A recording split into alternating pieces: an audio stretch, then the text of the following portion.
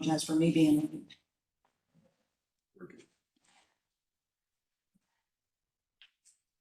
Ready? Okay, it is now 10:01 and the SSDAC meeting is hereby called to order. Attendance, okay. Present here in the room, we have Cookie Feeding Chair and we have David Dumas. And online, we have Todd. You want to echo in so we have you recorded? Present. Okay. And also Mike Martin and Scott Roper. Okay, and Scott, you're here representing the city, correct? Correct. Okay, so we have you here. And Michael,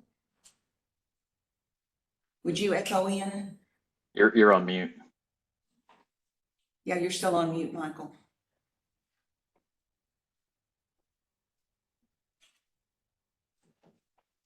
Michael, take your mute off. Can he not? How about now? There he goes. Okay, Yeah. thank you. Present. There we go. Present, okay. Present. Okay. Jason, you want to go ahead and start with your, Yes, ma'am. Okay.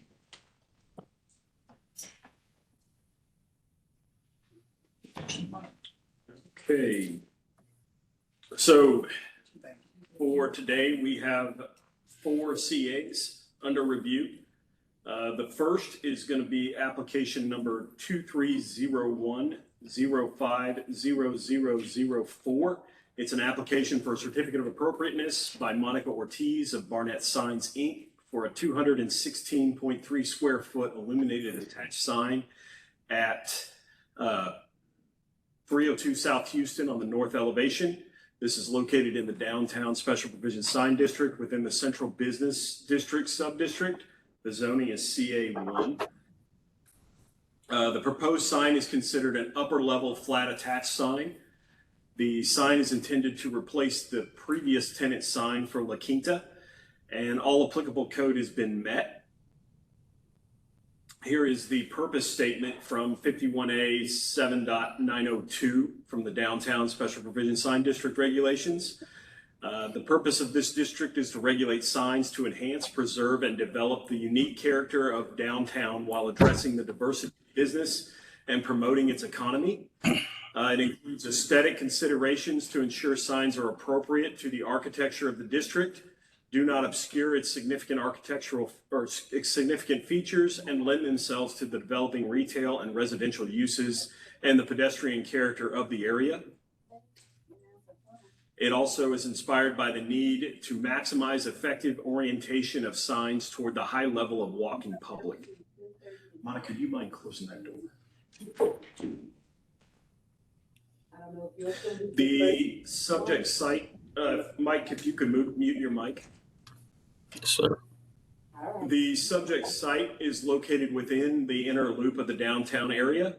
The site is approximately 1.5 miles west of City Hall, east of North Stemmons, and south of Woodall Rogers. Here's the location of the sign district. You can see an orange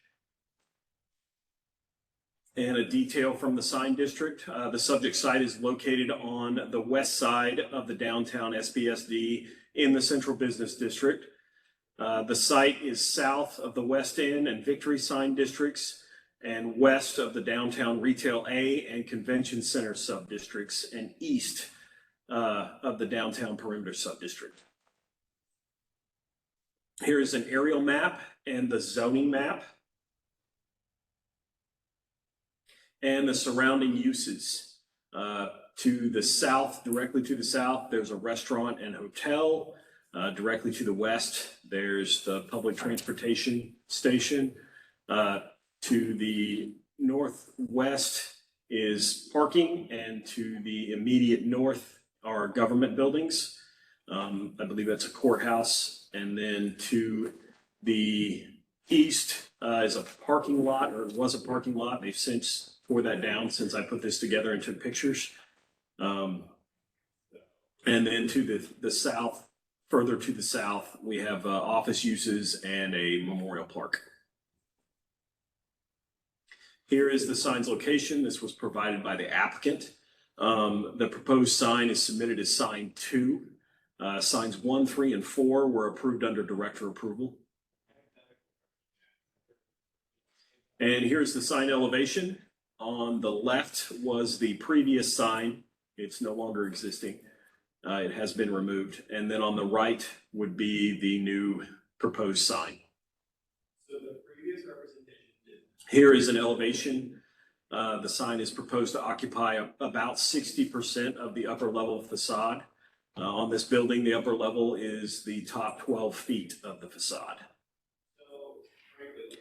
And here are the sign details. These are illuminated backlit channel letters. The H has digitally printed vinyl. And then the Holiday Inn will be green second surface vinyl. So it will light up green during the night and white during the day. And then the Express will light up white and it appears white during the day. All are 5-inch deep channel letters, and I believe the returns will match the intended color of the face when it's illuminated on the Holiday Inn and the logo, and then it'll be blue for the Express. Here are the sign details. You can see the channel letters themselves. I believe there's trim cap painted to match the returns. And all electrical will be behind the wall. And here's the engineering. You can see the detail for the replacement of the existing back panel and then the mounting for the individual channel letters themselves. Here are photos from the subject site. This is the north and west facade. On the left is the north where the sign will be mounted. This is the north and east facades. You can see where that parking garage used to be. And this is looking south and north on Houston. And east and west on Jackson. Jackson actually ends there. And here are some signs around the district. Right next door, you have the Courtyard by Marriott. And there's also that restaurant use, which is a deli there. Here is the Dallas Morning News and the CES sign. I believe the CES went through a couple years ago. Mm-hmm. And the Omni Hotel, as well as the Westin, all hotel uses. And these would all be considered upper level signs. And staff recommends approval. We do have 2 in-person speakers here, Monica Ortiz and Jack Baker with Barnett Signs. And I'm here for questions. Jason, the main question I had is, it looks like this is an exact size as the previous sign. Were there any changes to the mountings or anything like that, or did it just go in and utilize existing hardware and installation? I mean, I believe the existing sign is reverse channel letters. I'm not 100% on that. I'd have to do some But it's research to basically, find that out. if But you it's the look at same picture, type it of looks like the same type of sign, same size almost. So if you exactly. go forward a few more. Another one. You have some other images where it's blank. Oh, this is the current. Yeah, so the signage has been removed, but the bar is still there. So, That bar has been there for years and years and years. Like it may have been, but it's being utilized for that's what Yes. yes, So it's already there. yes. Well, if the applicant has something to add, that's fine. Because we're not trying to be picky, we're just looking at it and going, Yes, sign adds. Yeah. Existing, you can reface it basically. Right, With the okay. new wording. Okay. And it's actually, Holiday Inn's already taken over. So that's why we had to remove the channel letters. Sir. Oh. Sir. Todd, did you have any questions? You're on mute. No, I don't. It seems pretty straightforward. It just looks like just a replacement with the new new brand logo. Any other questions or comments? And do we have a motion, team? I'll motion to approve. Okay, David, motion to approve. This is Todd. I'll Todd, motion to second. Okay. Okay, let's do a roll call vote. Todd, your vote, please, sir. In favor? In favor? David? In favor. In favor, and the chair votes in favor. And Commissioner Hawk has not joined us. Okay, so that's our quorum. Okay, thank you guys for coming down. I'm sorry it was such crazy weather. We appreciate it. Thank you all very much. Thank you for coming. Okay, the next one, there are actually 3 signs for this particular site. The first is, and I can run these presentations all together if you like, or Well, that's fine with me unless somebody objects, but I did have one question, because when I sent you the email last night, you had said that some of the indications of sign replacement were not accurate, and you had sent new files, so I didn't get a chance to open the new files. So I Okay. apologize. But when we send it, if we send it forward to CPC, let's be sure we get the correct ones, because that's something they'll tear into us, and I would hate to see a sign delay just because definitely, we didn't get the facing side correctly indicated. definitely. Thank you. I thought you had sent me corrections, but I'm sorry, I just didn't get time last night. Do we want to look at them as a group them together? Your opinion on that too? What do you think? They're on different, I think maybe grouping 001 and 002 together. 003 could, since it's so different, could really stand alone. Yeah. okay, so Okay. with you, Jason? That sounds good. The first is 230-116-0001, and I'll go ahead and read in 230-116-0002. These are both applications for certificate of appropriateness by Patrick Ryland of Petrie Electric, Inc. Both signs are 273.8 square feet, illuminated attached signs at 2000 McKinney Avenue, Suite 810. 001 is on the northwest elevation. 002 would be on the southeast elevation. Both signs are located in the downtown special provision sign district. These are within the perimeter sub-district. The zoning for these signs is PD 193, the Oak Lawn Special Purpose District, and PD Sub-District 68, which is a business zoning district. The proposed attached signs, there are 2 of 3 applications. This is 1 and 2, are under review by this body for this site, so 3 signs total.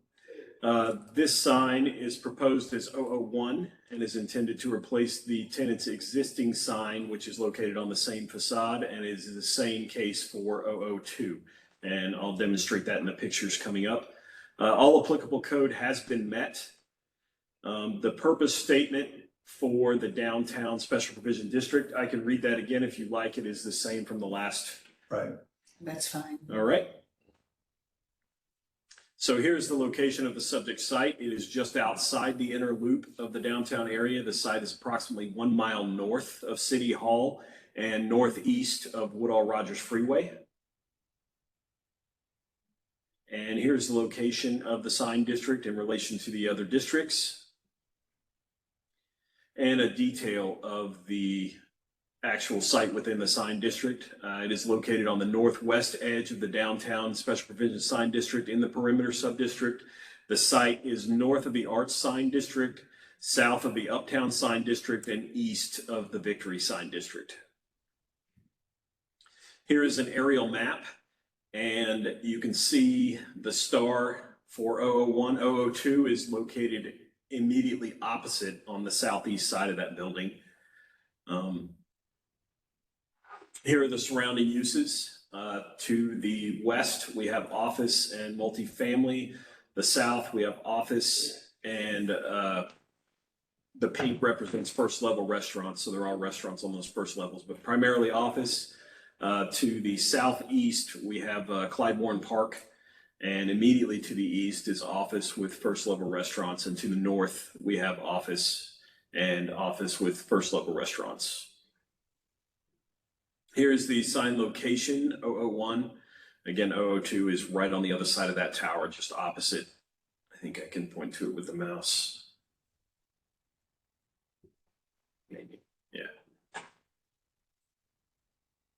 Right about here is 002. And here is a detail of the elevation. You can see the existing sign there, which they intend to remove, and they'll replace it with a larger sign at the top of the building. And these signs are identical in size, just one's on one side of the building, one's on the other. Here's the sign elevation. The sign is proposed to occupy less than 1% of the total facade, and these are the only signs proposed on these elevations. Here are another detail showing a rendering for the sign during the day and another rendering for how it illuminates at night. And a mounting detail. These are 5-inch deep channel letters. They'll be mounted on a 5-inch aluminum frame, and it'll have an additional support there for the actual logo itself. Here are the sign details showing the size. Jason, could you back up one slide for a second? I'm sorry. So the lettering does actually extend a little bit above the facade too. Yes. I knew the logo did, but I just didn't, thank you for that photo or that red etching. And here's the overall size of the sign. And a frame detail, you can kind of see how the frame fits in. And here is the engineering for how the sign's attached.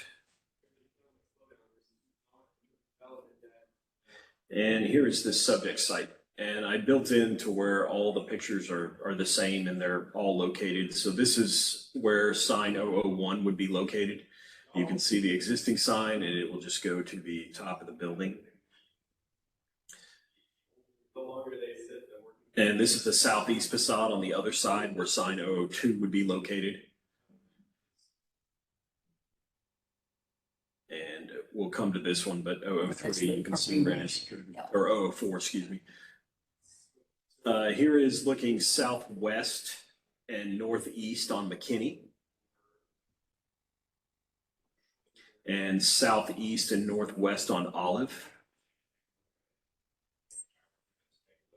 And southeast and northwest on North Harwood.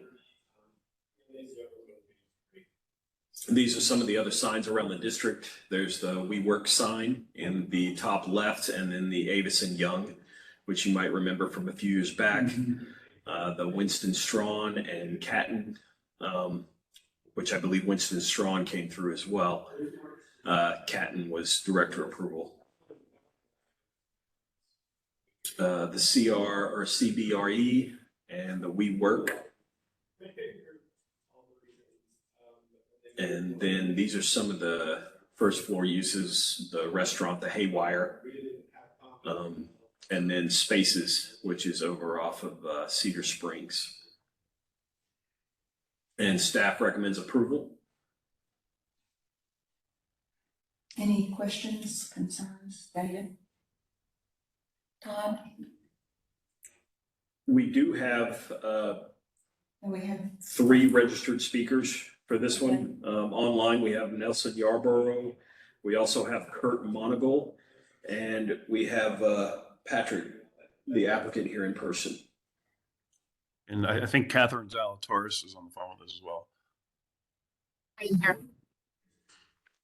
okay. Okay. And I can make a Catherine, short statement if it, that I think might be helpful, if you'd like. Okay. Yeah, first of all, thanks for your consideration today. So a couple of things. Their logo has changed. You may not have been able to see that through the photographs, but the typography and other elements of the logo have changed. It's now upper and lowercase versus all uppercase. So that's one reason for a change. Another is that Texas Capital has also just recently gained naming rights for the building. So it will be called Texas Capital Center going forward. So they've made a major commitment just recently to extend their lease there. And as you probably could tell by the photos that we saw previously, you really can't read the existing sign. It's so small. The black letters on the on that kind of gray background are poor contrast, so you can't read it really day or night. So it's almost useless. So we're you know, as part of the new commitment and the new logo, wanting to make it readable and visible and make it clear that Texas Capital is committed to Dallas and staying around. And we did hire the local engineering firm BDD, who did the original structural engineering for the building, to do all of the engineering for the sign attachment to the building as well, to make sure that obviously that we have a safe sign. Also want to introduce Catherine Zalatoris from Texas Capital Bank. Welcome. You. And thank you for giving me the opportunity to speak. I'll just keep it very, very brief. First of all, this is the last location in our portfolio that has not been transformed to our new logo. We purposely did not address it because we had an upcoming lease renewal, and we have executed on that 15-year commitment to remain in Uptown and really just deepening our presence and be part of the Uptown community. Thank you. Okay, I have only one question, and it's for the technical engineering staff here. Y'all have looked at the engineering specs because it does it does stand a little bit above the edge of the building. So I'm sure you guys have reviewed all of that and are satisfied with it. Mhm. Mike, And Scott, BDD any- signed off. just wave if you have no objections. And I could give Okay. you detail into that too if it's helpful. What's interesting about that is that precast wall that the letters are attached to, basically is holding up the letters. I mean, it's designed to hold thousands and thousands and thousands of pounds. But that logo, the star logo, that is, you know, the big round circle that's kind of exposed on the sides and the top, that does create some wind resistance. So that's why there's that extra structure on that back and the pipe that's essentially attached by fins to the logo, is attached through to the actual concrete roof structure itself. So that's why it's set up that way. Yeah. It didn't look like it was going to be that much of a wind resistance problem, but. It's a you have to sale. understand. Yeah. It's a sale, and it's a reputable engineer that signed off on it, and they're the engineer that designed the building, so. Yeah, that's what it looked like. So do we have any other questions about these two signs? Mike, Scott, no questions? Todd, no questions? I don't have Okay. a question. I do have a comment. So first of all, congratulations on the lease, and the sign that's existing is really hard to see. I agree. So this looks like it'll be much easier to see. I guess the only heartburn I have over it is with it aesthetically on the building, how it spans that section of the building, and the L particularly is hanging out into space. Jason, you want to pull the pictures back up so we can see what Scott's talking about? Yeah, you Oh, can it's probably not. zoom. Does it pass? I didn't remember that from the drawings.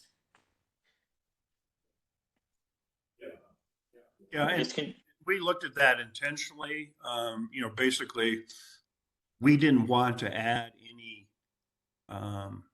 architectural changes to the building. We wanted to preserve the aesthetics of the building. It's a beautiful building.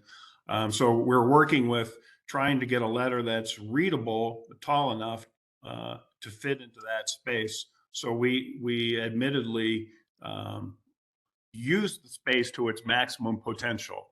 And so that's part of the design. And so that's why it's I guess you could say floating on that structure, so that it appears that the entire sign is obviously designed to fit within that space, but also floating off in a way that it doesn't look like it's trying to squeeze into a space that's too small. Can you show the one where the existing sign is and the new sign is above?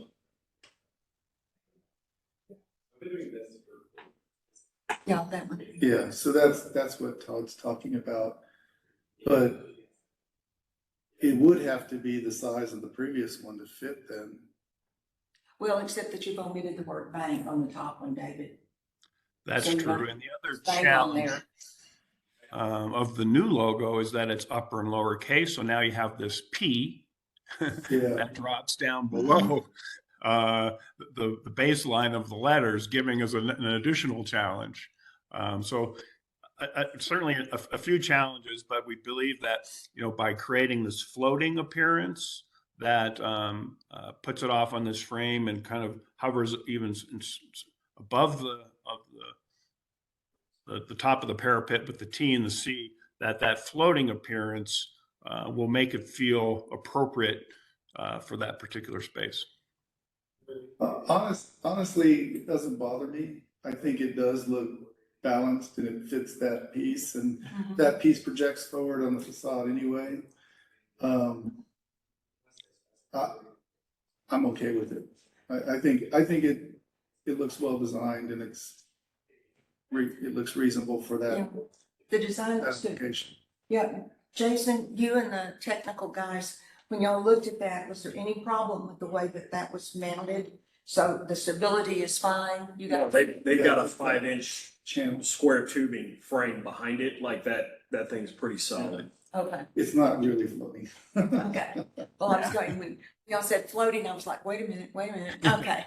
Well, I knew it couldn't be floating in thin air, but just wanted to be sure that the techie guys, since I'm not a techie, are Yeah. comfortable with that mounting piece. Okay. Well, it's Um, always a challenge to try to find a way to attach signs to these modern buildings. It is. Yeah, there were other, studies where we looked at doing panels and pulling up the parapet height and all those kinds of things, but we felt this was the least intrusive in a way to, kind of showcase the sign Yeah. while at the same time preserving the architecture of the building. I would It'll be agree nice with it'll be nice to have a legible sign there. Yeah. Todd, does that kind of satisfy? I know you still have a little heartburn, but does that satisfy your concerns? It satisfies my concerns, and I understand the argument. I'm very much a symmetrical guy that likes to keep things architecturally on the building. Sure. But I think, to me, it's more important to have something that's legible, because after all, that's what signs are all about, is getting the brand out there and being legible from the distance and from the street. Okay, any other discussion on these first two signs? If not, do we have a motion? I'll motion to approve. David to approve and, I'll motion a Todd? second. okay, Todd, thank you. Okay, we'll do our roll call again. Todd, your vote? In favor for 001 and 002. Okay, David, In favor. in favor of both, and the chair votes in favor of both. So then we have one remaining sign. Give me just a minute to get over there. Jason, we're in no rush.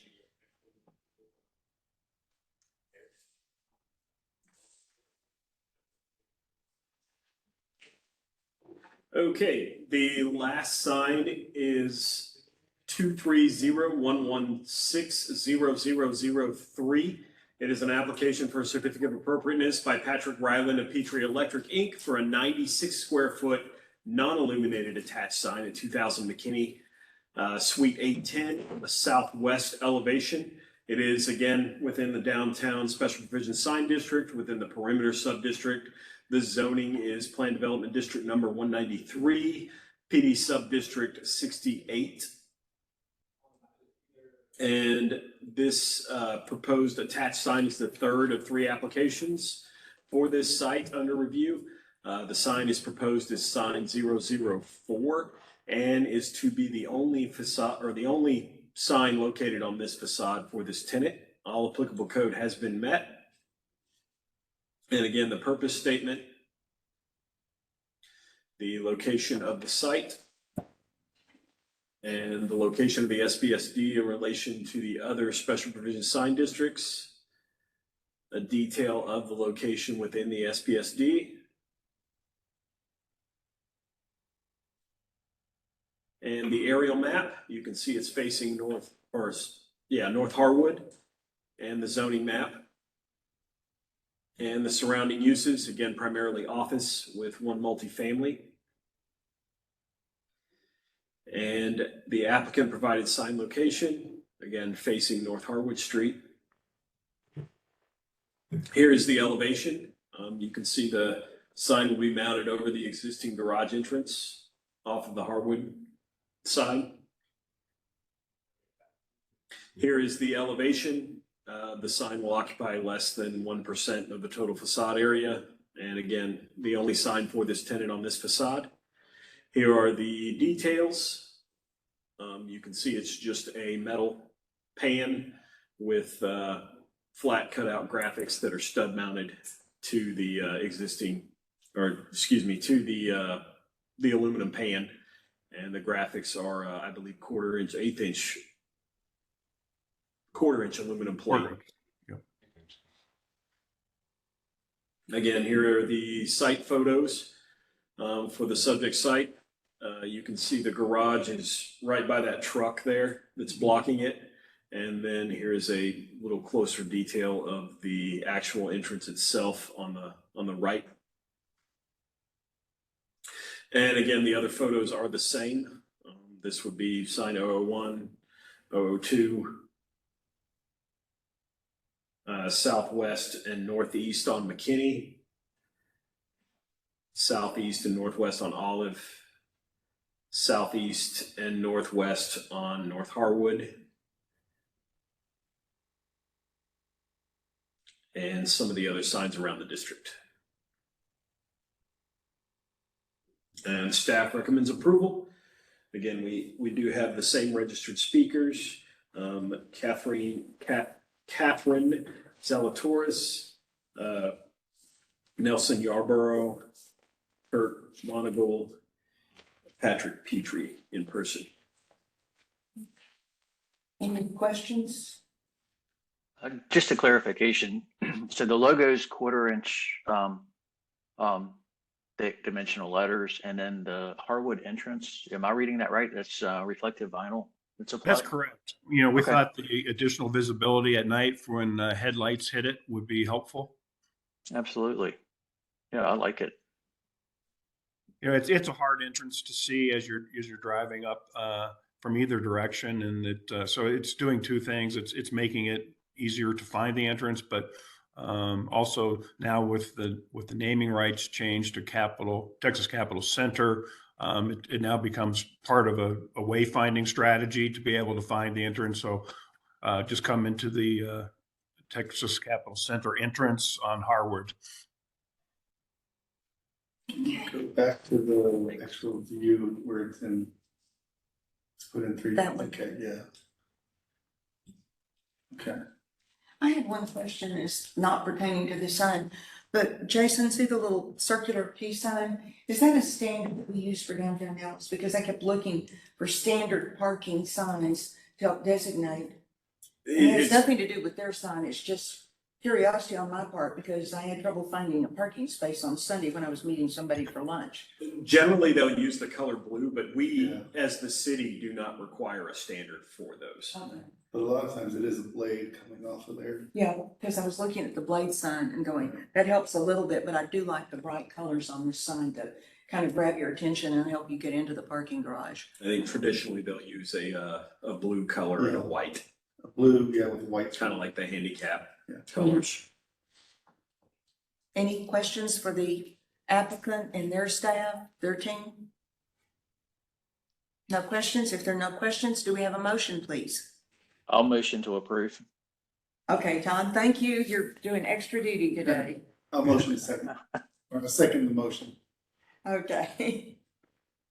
Okay, no further discussion. Shall we take our vote? Todd, your vote? In favor? Favor, David? In favor. And the chair votes in favor. Well, thank you, guys. I think you have some very attractive signage Yes, going very in. thoughtful, well designed. Thank you very much. And also thank you to Jason through the whole process, us being out of town and a design firm out of Denver. He is very nice to walk us through the process and make it a navigable kind of program for us. So much appreciated. much appreciated. We'll keep him around for a while. I appreciate that. I'll get with you guys on the next steps. The next meeting will be the March 2nd City Plan Commission meeting. Very And good. I'll send information on that. It's gonna be March 2nd. Sounds Okay. good. All righty. Well, thank Thanks you, all. everybody. Appreciate it. And Jason, We got we the have the minutes. minutes to go through. And Todd, did you have a chance to review them? Did you have any changes?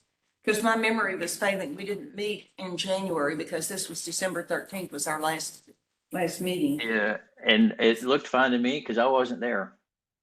Yeah, I didn't check that. Yeah, because we had Commissioner Carpenter. We were concerned we wouldn't have a quorum, so she was kind enough to sit in with us. Yeah, well, I had a Okay. conflict.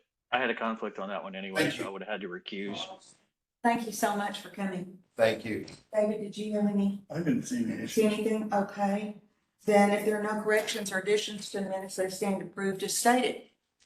Thank you, everybody. We are, let's see, it's now 10:37, Jason, is that time you had?